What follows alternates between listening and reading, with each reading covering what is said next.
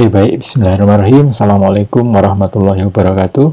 Selamat pagi rekan-rekan sekalian. Berjumpa kembali dengan saya, Andri Primanugroho, dari Departemen Teknik Pertanian dan Biosistem Fakultas Teknologi Pertanian Universitas Gadjah Mada. Hari ini kita akan melanjutkan materi mengenai perkuliahan alat dan mesin pertanian, khususnya untuk mekanisasi pertanian, dan topik kali ini adalah alat mesin pemanen padi. Oke, baik, kita ingat kembali materinya yang sudah kita sudah belajar mengenai seeder, penanam seeder, kemudian alat mesin transplanter dan sprayer, dan untuk kali ini kita akan belajar mengenai alat dan mesin pemanen. Oke, baik. Nah, ini hal yang penting di saat kita akan melakukan panen, yaitu penentuan kapan waktu panen. Yang pertama, umur panen optimal untuk tanaman padi dicapai apabila 90-95% butir gabah pada malai padi sudah berwarna kuning. Jadi secara visual kita akan melihat malai padi. Apakah bila dia sudah berwarna kuning, maka ini bisa dipastikan sudah siap dipanen. Atau warna yang paling umum adalah kuning keemasan. Kemudian padi yang dipanen pada kondisi tersebut akan menghasilkan gabah kualitas baik sehingga menghasilkan randemen giling yang tinggi. Nah, di sini kondisi panen itu perlu pengkondisian, khususnya kalau kita menggunakan alat dan mesin, yaitu pertama, penggunaan air di lahan atau di genangan di sawah itu biasanya sudah tidak mulai diberikan, jadi memang disengaja dibuat kering. Jadi fokus pada pematangan si bulir-bulir padi itu. Selain itu, nanti untuk panen biasanya kondisi kering akan memudahkan alat dan mesin untuk masuk kalau kita menggunakan mesin tentunya. Kalau menggunakan manual pun itu si bapak-bapak yang memanen juga akan lebih mudah dalam masuk dan memotong gabahnya. Nah, ini ada gambar menarik ini. Ini dulu mungkin sekarang juga masih kita sering temui di lapangan kegiatan namanya menyabit atau dalam bahasa Jawanya ngarit pari. Atau mungkin teman-teman di sini kalau sudah sering menemui kondisi di sini, biasanya di pedesaan masih menggunakan tenaga sabit. Nah, ini bapak-bapak ini menggunakan tenaga manual. Ini bisa dilihat, ini menggunakan genggaman tangan khususnya untuk menggenggam si batang padi tersebut supaya mudah dalam proses penyabitan. Nah, alatnya itu namanya sabit. Bentuknya kayak bulan sabit ya, seperti bulan sabit bentuknya. Ada yang lengkungnya kecil, ada juga yang besar, tergantung dari kekuatan si pengguna dan juga ukuran batang padinya yang akan dipotong. Alatnya sabit, jadi alatnya sabit. Kemudian dia pemotongannya sampai dengan pangkal batang padi. Nah, ini tergantung juga dengan karakteristik di masing-masing daerah. Ada yang dia lebih prefer motong sampai bawah karena nanti akan dipakai untuk pakan ternak, sehingga saat di thresher atau di rontokannya siap dikumpulkan untuk nanti dibawa pulang sebagai pakan ternak. Atau ada juga yang memilih untuk memotong tengah ke atas, sehingga nanti yang bagian bawahnya itu menjadi pupuk yang nanti akan dihancurkan saat pengolahan tanah. Nah, ini tergantung dari kultur masing-masing. Nah, ini pemotongan dengan sampai pangkal. Kemudian ini setelah dipotong, kemudian bapak ini akan menata hasil potongan itu dalam suatu kelompok, di mana nanti akan memudahkan dalam proses selanjutnya, yaitu pengangkutan menuju ke tempat perontokan atau tahapan pemanenan selanjutnya. Nah, ini seperti ini kira-kira. Ini untuk padi sawah pada umumnya. Nah, ada juga yang menarik, ini adalah kondisi seperti ini. Nah, mungkin Anda pernah lihat kondisi seperti ini. Kalau tadi bapak-bapak, ini ibu-ibu. Nah, ibu-ibu ini memanen padi untuk padi gogo namanya. Padi gogo itu padi yang dibudidayakan dengan air yang minimum, jadi tidak digenangi seperti halnya padi sawah yang kita tahu selalu digenangi air. Nah, kalau ini airnya minimum. Ada yang menarik di sini kira-kira, yaitu tingginya si padi ini melebihi tinggi ibunya yang manen. Ada dua kemungkinan, apakah ibunya kecil atau memang batang padinya yang tinggi. Nah, namun yang menarik adalah kita melihat bagaimana ibu ini memotong si padi. Agak beda dengan bapak yang sebelumnya tadi. Nah, kalau ini memotong padinya menggunakan alat yang namanya ani-ani ya. Ani-ani, kalau di Jawa namanya ani-ani, entah kalau di luar Jawa namanya apa. Tapi yang jelas prosesnya seperti ini. Genggaman tangan sekaligus memotong. Jadi dengan tangan sekaligus dia nanti memotong si malainya ya. Ini sebutnya, kalau tadi memotong batang padi, kalau ini yang dipotong adalah malainya saja yang diambil. Dan ini alatnya namanya ani-ani tadi yang saya sebutkan singkat. Ini ada gambar tangan di sini, Anda bisa lihat proses pemotongan dengan satu tangan. Jadi menggunakan satu tangan seperti ini. Seperti itu yang bisa terlihat di gambar. Nah, tadi yang dipotong adalah bagian malainya, yang membedakan dengan gambar yang pertama tadi. Kalau bapak tadi menggunakan alat sabit, yang dipotong adalah batang padi yang bagian bawah, sehingga dia mendapatkan tidak hanya malai tapi juga batang padi yang dipotong. Nah, kemudian tangan kiri itu memegang hasil yang tadi setelah dipotong, tangan kanan, tangan kiri disimpan. Kalau sudah penuh, baru dia taruh itu di bagian tempat penyimpanan hasil pemotongan, yaitu di bagian bawah. Ada namanya tenggok atau tempat penampungan hasil pemotongan itu. Nah, kalau gogo ini kemungkinan besar lahannya minimum air, dengan air yang minim, sehingga beda ini ya, penanganannya beda, sekaligus nanti proses pemanenannya pun juga berbeda. Nah, ini kita tertarik mengenai bagaimana pemanenan baik dari sawah menggunakan peralatan, dan juga di gogo juga menggunakan peralatan tertentu. Kita sering melihat fenomena ini, kejadian ini di sekitar kita. Di Sleman itu saya masih sering melihat adegan seperti ini. Adegan namanya perontokan. Kalau di Jawa Barat di daerah Subang itu istilahnya digebot atau memukulkan si batang padi berikut dengan malainya kepada suatu tempat atau papan yang keras, sehingga dengan daya pukul itu, daya hantaman itu akan merontokkan si bulir-bulir padi. Nah, kalau di daerah Jawa Tengah itu namanya ada ngepyok, ada istilahnya yang ada yang diiles juga.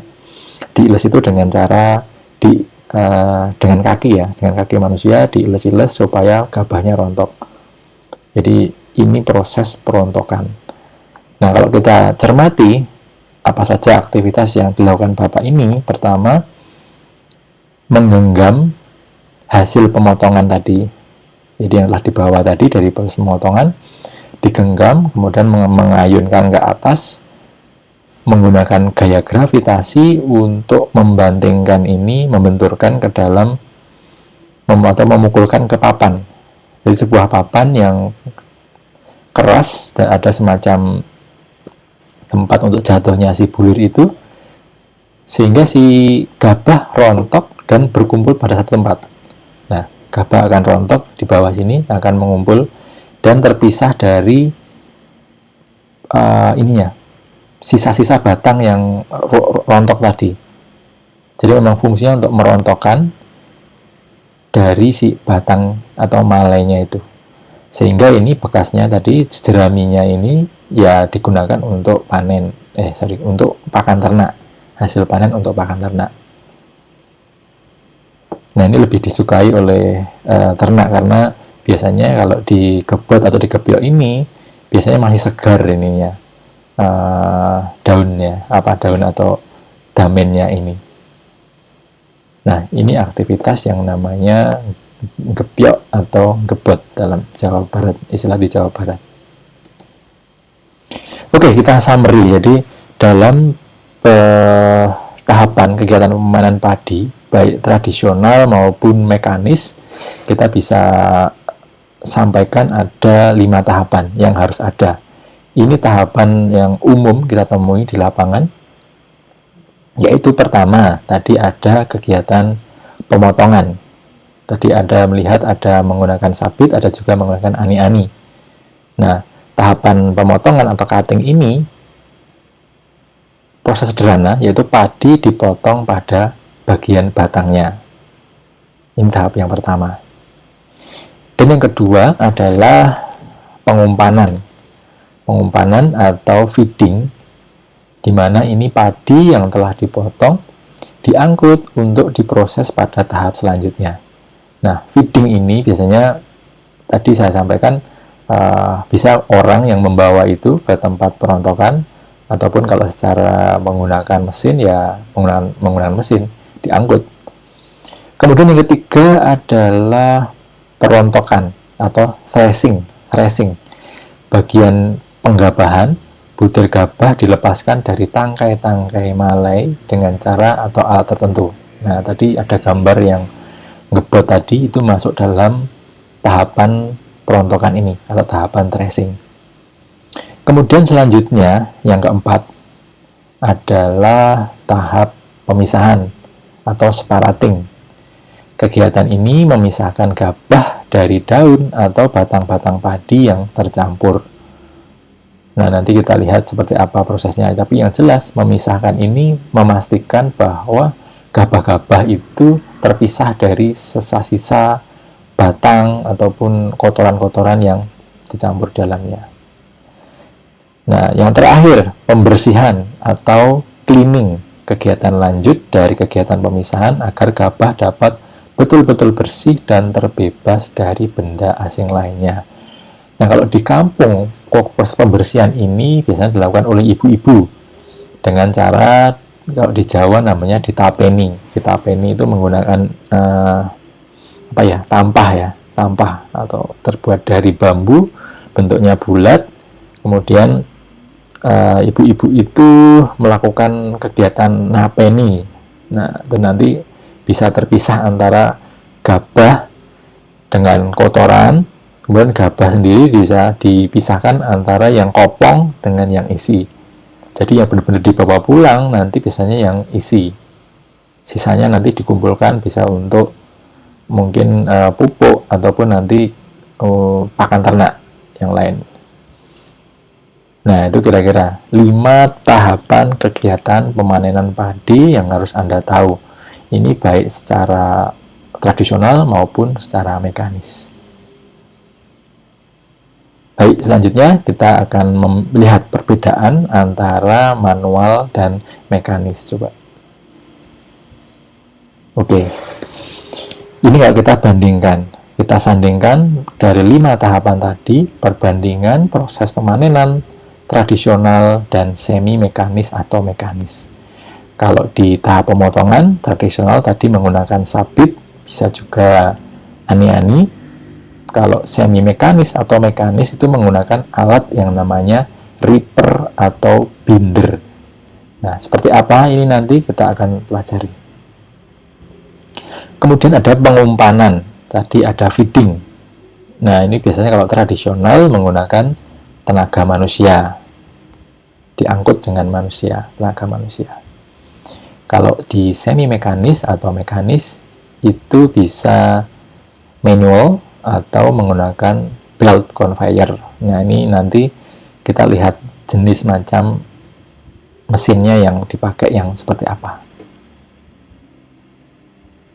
Tahapan ketiga itu adalah perontokan.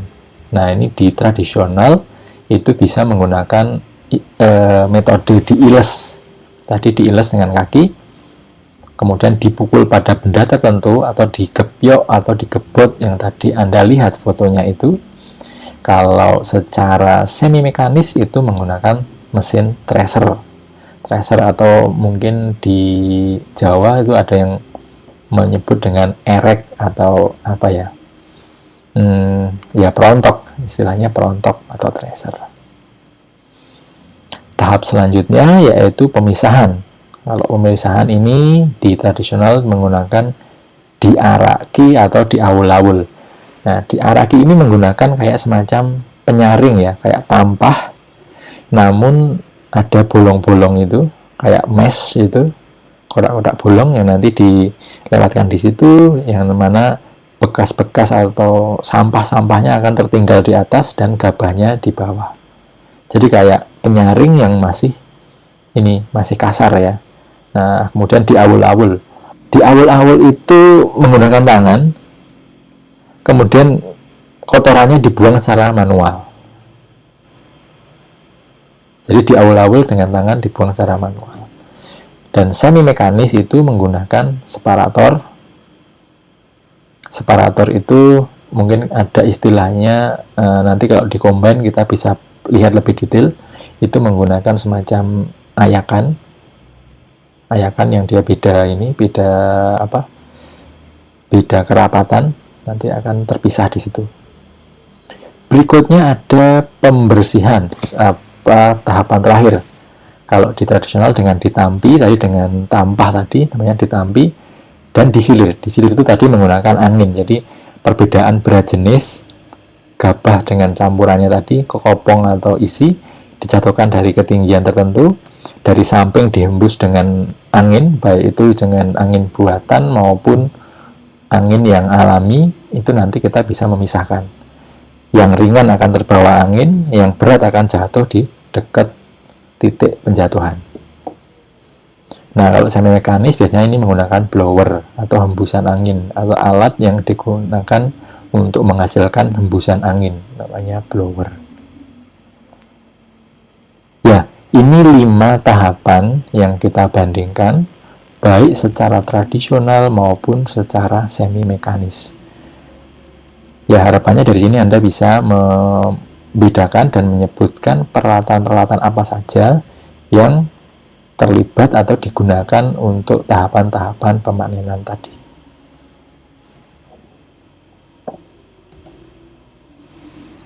Nah, ini adalah peralatan yang kita gunakan, macam-macam mesin pemanen padi, macam-macam mesin pemanen padi, berdasarkan pada tingkat kegunaan dan ukuran. Mesin padi dapat kita bedakan menjadi 4 macam. Yang paling sederhana, yang pertama adalah ripper. Ripper, prinsip kerjanya ini mengait rumpun. Jadi dari yang pertama itu padi dipotong dan dilempar. Jadi sama seperti orang memotong. Jadi dia hanya memotong kemudian melempar ke samping.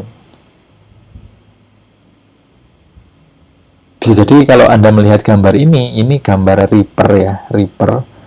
Mungkin desainnya itu desain Mametora, yang di belakang kita lihat di sini ada juga bagian balancer ini untuk memastikan berat depan dan belakang ini seimbang, sehingga tumpuan pada roda ini itu benar-benar memudahkan pengguna atau operator saat berjalan sambil memanen. Nah, ini balancer yang belakang. Yang depan ini ada circular saw, kayak semacam gergaji putar, ini berputar. Kemudian ada bagian pengait yang berputar di sampingnya. Jadi ini memotong, misalkan ada 3 kali kait, kemudian dipotong, kemudian dilempar ke sebelah kanan, sebelah sisi kanan dari mesin. Jadi setelah dipotong kemudian dilempar ke mesin. Nah, karena fungsinya itu hanya memotong saja, biasanya ini disebut dengan mesin tuai padi atau mesin pemotong padi saja. Jadi kalau ini menggunakan roda, yang sekarang itu ada juga yang memodifikasi dari mesin pemotong rumput. Kalau Anda pernah melihat di YouTube itu banyak sekali. yang orang Vietnam, orang Myanmar yang dia pakai sarung itu, dia memodifikasi mesin pemotong rumput. Jadi dia menambahkan seperti ini, gambar ini ada pengait itu, penahannya, kemudian menggunakan tenaga orang ini untuk memotong. Dan dia juga motong, kemudian ditaruh samping. Motong, taruh samping. Sehingga disebut dengan mesin tuai padi. Nah, Reaper ini bisa digerakkan dengan tenaga motor berkekuatan 3 sampai dengan 7 horsepower. Jadi termasuk kecil ini, Reaper ini. Tadi ada yang juga menggunakan, tadi saya bilang, modifikasi dari mesin pemotong rumput. Itu masuk dalam kategori Reaper. Karena fungsinya hanya padi, kemudian dipotong, kemudian ditaruh atau dilempar. Nah, ini namanya Reaper atau tahapan yang kita kenalkan yang pertama.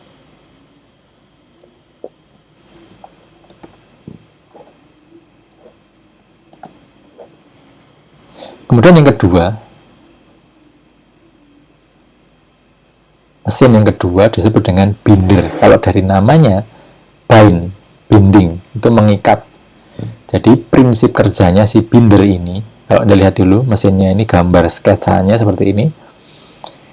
Rumpun padi akan naik ke atas ini, kemudian dipotong, kemudian diikat, kemudian lalu diletakkan di permukaan tanah. Nah, ini tahapannya, kalau kita lihat di sini, mengait rumpun padi, kemudian dipotong, kemudian diikat secara otomatis, ya, ada bagian pengikatnya, dan diletakkan di permukaan tanah. Jadi kalau kita sebut ini setingkat lebih tinggi daripada Reaper. Jadi selain memotong, juga mengikat potongan padi, sehingga biasa disebut dengan mesin pengikat padi, mesin tuai dan pengikat padi. Jadi satu level di atasnya Reaper tadi. Kalau di Reaper hanya sampai melempar atau menaruh, ini sampai dengan mengikat, diikat, ditaruh di samping. Nah, bentuk konstruksi mesinnya seperti ini. Ini adalah jalur naiknya si batang dengan malai lewat jalur ini. Kemudian untuk ditinjau dari ininya, ditinjau dari tenaganya, ini berkekuatan 4 sampai 9 horsepower.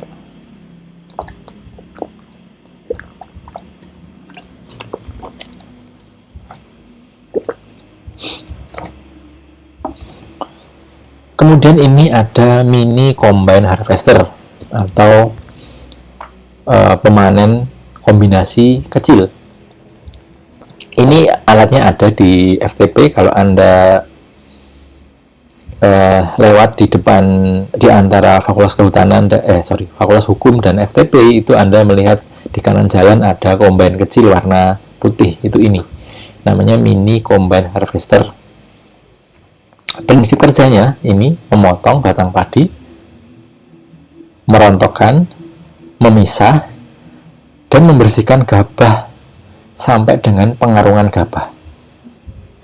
Jadi dengan alat ini, semua kegiatan yang dilakukan dalam pemanen tadi, 5 tahapan tadi, motong, ngumpan, rontok, membersihkan, sampai dengan tahap terakhir, itu semua dilakukan di mini combine ini. Jadi ini 5 in 1. Jadi kalau kita sebut dengan 5 in 1, mungkin sampai dengan mengarungi, sampai dikarungi. Jadi nanti saat keluar dari lahan itu sudah dalam gabah itu ininya.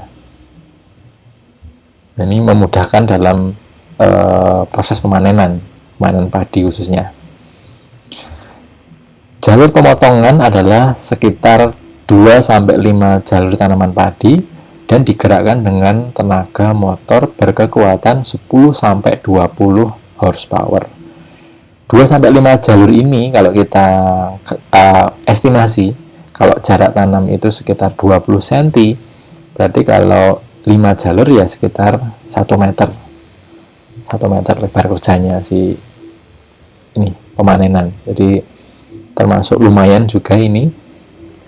Untuk desainnya seperti ini. Kalau ini buatan Quick, di mana operator nanti duduk di belakang untuk melihat proses ini mengawal proses pemanenan ini.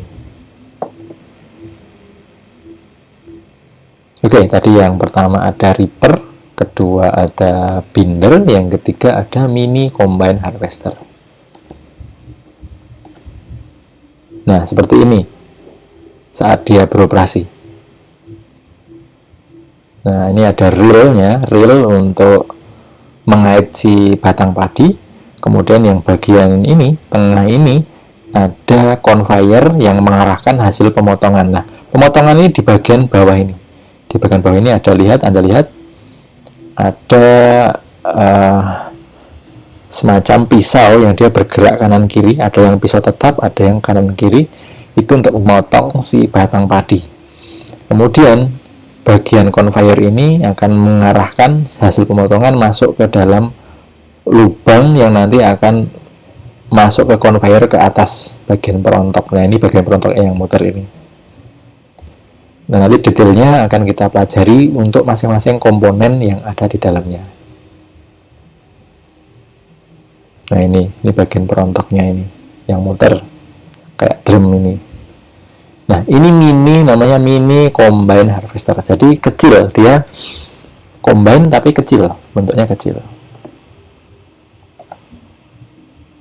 Nah, kalau tadi mini combine, kalau sekarang ini yang full combine harvester. Prinsip kerjanya sama, yaitu mulai dari pemotongan, pengumpanan, perontokan, pemisahan, serta penampungan gabah bersih dalam tangki gabah yang dapat menampung 1-5 ton gabah. Bayangkan, 1-5 ton gabah bersih. Kemudian nanti dari gabah itu dipindahkan langsung ke trailer pengangkut melalui elevator atau conveyor yang dimiliki oleh mesin pemanen tersebut. Jadi Anda bayangkan, kalau tadi ada mini combine harvester itu sudah sampai pada proses pengarungan, di mana pengarungan itu tergantung dari ukuran karungnya. Jadi ada asisten yang dia ngarungi, kemudian dijatuhkan karung itu. Nah, kalau combine harvester langsung ditampung, ada yang model ditampung kayak ini menggunakan green tank itu 1-5 ton. Setelah penuh baru nanti dipindahkan menggunakan belalai conveyor itu ke truk pengangkut atau trailer pengangkut. Jadi lebih praktis lagi untuk mengefisienkan tadi proses pemanen, tahapan pemanenan itu. Mulai dari A sampai Z itu dilakukan dalam satu alat. Nah, lalu apa bedanya Pak antara mini dan combine full? Ya, pertama tentang ukuran tadi, kemudian ada tahapan-tahapan yang tadi yang di combine penuh itu lebih lengkap. Lebih lengkap dalam arti tadi ada penyimpanan, ada green tank tadi. Kemudian kalau secara prinsip kerjanya sama. Dari tahap 1 sampai 5 itu sama, diakomodasi di dua alat tersebut. Nah, karena di combine harvester ini lebih besar, lebar kerja dari mesin ini dapat berkisar antara 2 sampai dengan 5 meter. Jadi lebar sekali ininya. Daya lebar untuk dia berjalan ke depan itu. Dan ini digerakkan dengan tenaga motor berkekuatan di atas 40 horsepower. Jadi kalau dalam kategori penggerak ini termasuk yang ada menengah, ada medium, dan ada besar. Jadi di situ di SNI untuk alat combine itu ada, kita bagi 3, kecil, sedang, dan besar. Kalau 40 ini masih kecil ini, full combine tapi kecil, atau menuju ke medium. Kalau yang tadi yang mini itu kecil. Nah, ini combine harvester yang besar. Ini tipe Jepang, jadi yang sebelah bawah ini, yang belakang ini, yang dibuka ini adalah green tank, atau tempat dari si gabah yang sudah dirontokkan dan dibersihkan. Jadi yang sudah siap ditransmisikan atau disimpan ke trailer itu yang ini. Untuk ukurannya Anda bisa bandingkan, orang ini itu masuk ke dalam celah ini, bisa masuk dalam celah. Jadi bayangkan ini ukurannya sebesar ini. Kebetulan ini combine-nya tipe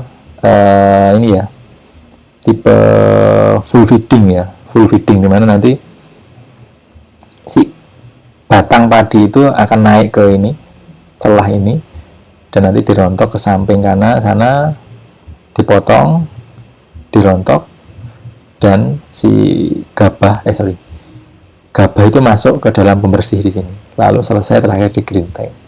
Ini combine harvester penuh tipe Jepang. Nah, ini untuk pembanding, ini saya waktu kunjungan ke Kubota. Saya sempat berfoto dengan beberapa combine yang diperbaiki. Nah, ini untuk perbandingan bahwa saya itu setinggi ininya. Ini bagian yang tracernya itu, bagian tracernya lewat sini. Jadi ini yang tadi saya sampaikan, bagian untuk menyalurkan dari green tank menuju ke trailer tempat pengangkutan. Trailer untuk ngangkut ini menggunakan ini. Screw conveyor, ini isinya screw conveyor. Oke, juga kalau kita lihat ini ada video saat si combine itu berjalan. Kebetulan mau masuk ke gudang setelah proses pembersihan. Nah, itu masuk kebetulan. Oke, videonya sedikit jadi nggak begitu terlihat. Jadi saat bergerak dia kebetulan dia menggunakan ini traktor, penggerak rodanya roda karet. Jadi meminimalisir berat si mesin itu saat beroperasi di lahan. Oke, ini video dari combine harvester. Nah, ini adalah aktivitas pengujian kami di Departemen Teknik Pertanian dan Biosistem, yang kami menguji combine harvester desain dari Daedong, Korea, atau dalam brandnya itu namanya Kioti. Secara desain agak beda. Kalau tadi Anda lihat yang punyanya Jepang tadi, itu modelnya seperti ini untuk bagian depannya. Kalau yang Korea itu modelnya menggunakan real type, yang sama kayak yang warna putih ini tadi. Ya, sama kayak ini tadi. Modelnya sama kayak ini, namun ukurannya lebih besar. Ukurannya sekitar 75 HP, 75 horsepower. Nah, ini kegiatannya kemarin. Yang bagian atas itu saat dioperasikan untuk memotong padi, dan ini yang belakang ini pengukuran losses atau pemanenan yang kurang efektif. Ini saat ngitung ukur berapa gabah yang benar-benar hilang atau terbawa dalam sisa-sisa ini buangan, itu nanti diukur. Nah, ini tim dari Korea. Kemudian ini hasil panen yang kita hitung berapa jumlah tonasenya dari satu lahan tersebut. Nah, ini saat beroperasi combine harvester tipe real buatan Korea. Ini seperti ini prosesnya. Ini lebar kerja sekitar 3-4 meter, 4-5 meter ini. 3 meter. Lihat. Ini prosesnya seperti itu, pemotongan tipe real. Nah, itu saat di pojokan dia diangkat, kemudian manuver belok, kemudian nanti dilanjutkan ke tahap selanjutnya. Nah, ini proses pemanenan ini dengan combine besar ini hanya cukup satu operator khusus untuk alat ini, karena tadi menggunakan green tank. Ya, Anda bisa lihat untuk membedakan apakah dia menggunakan green tank atau tidak. Kalau dia pakai green tank pasti ada ini, ada belalai ini, ada screw conveyor ini untuk meneruskan atau melanjutkan si gabah yang sudah disimpan di green tank ini. Kalau dia tidak pakai ini, screw conveyor ini biasanya menggunakan hopper, tipe hopper. Berarti nanti ada dua operator, satu yang untuk mengendalikan si laju si combine-nya, yang satu bagian untuk mengarungi hasil gabahnya dalam karung dan dijatuhkan. Nah, itu biasanya itu tipe Kubota, ada juga Yanmar, itu menggunakan itu.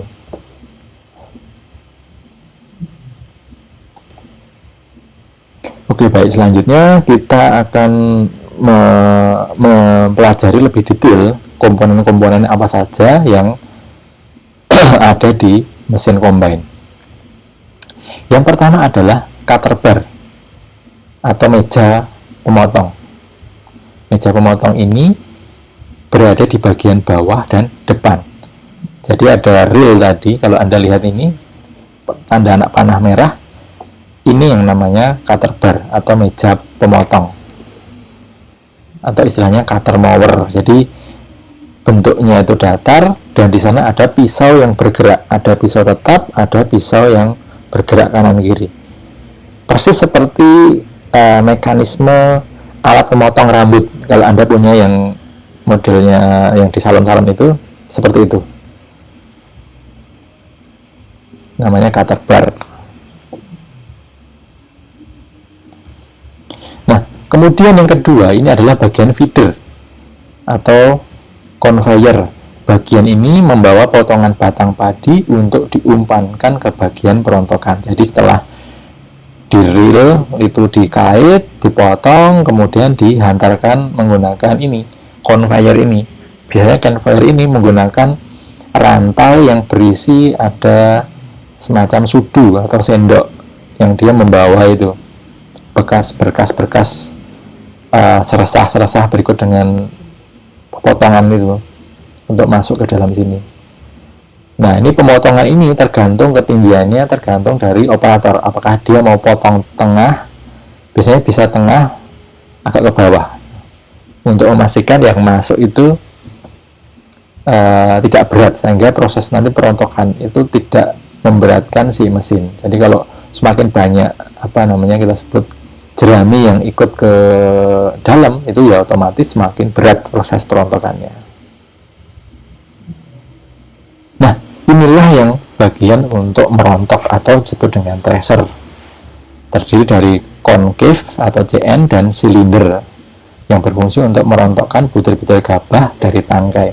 Jadi bentuknya itu semacam drum yang dia berputar, kemudian di sampingnya itu ada semacam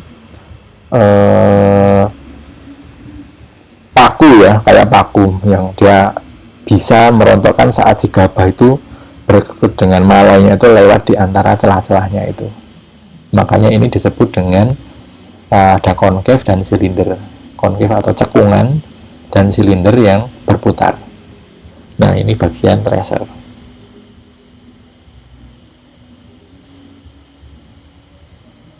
Nah, untuk bagian separator atau SC ini terdiri dari straw walker, shaver, sieve yang berfungsi untuk memisahkan gabah dari daun atau batang padi. Jadi saya jelaskan satu-satu. Straw walker ini straw itu jerami atau bekas pemotongan itu, yang walker dia berjalan. Jadi dia bentuknya seperti ini, digoyangkan naik atas gini. Nah, nanti semakin lama hasil ini akan, yang ada bobotnya itu akan ke bawah. Yang ringan itu akan tetap di samping sini. Kemudian ini ada caver. Ada caver itu juga fungsinya untuk ini, untuk memisahkan caver dan sieve ini. Dan nanti selain dengan gerakan getaran, itu juga gerakan maju mundur. Jadi Anda bayangkan ini seperti halnya orang napeni, tapi dia menggabungkan antara gerakan hentakan dan juga gerakan ini, maju mundur. Nah, untuk detailnya ini biasanya kita pelajari di mekanisme separasi. Mekanisme separasi ada di mekanisme tersebut kalau ingin mempelajari lebih lanjut.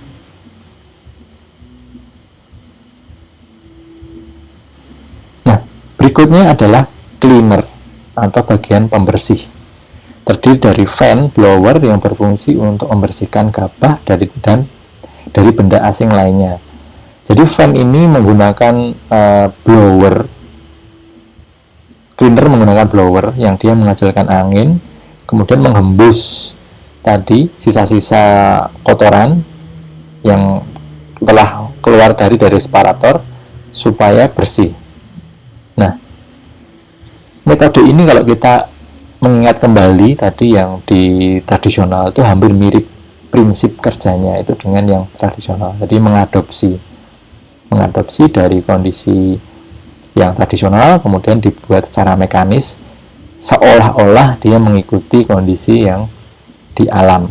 Jadi memang biasanya kalau dari desain peralatan itu memang mengikuti kondisi yang realnya, kemudian baru dioptimalkan. Apakah kondisinya optimal, digabungkan dengan proses-proses yang lain, sehingga ya, bisa tadi untuk mengejar efisiensi. Oke, baik. Untuk materi untuk mesin pemanen sampai dengan di materi di sini. Kalau ada pertanyaan terkait dengan materi-materi ini, silahkan dituliskan di kolom komentar. Baik, saya akhiri perkuliahan pada pagi hari ini. Billahi taufiq wal hidayah. Assalamualaikum warahmatullahi wabarakatuh.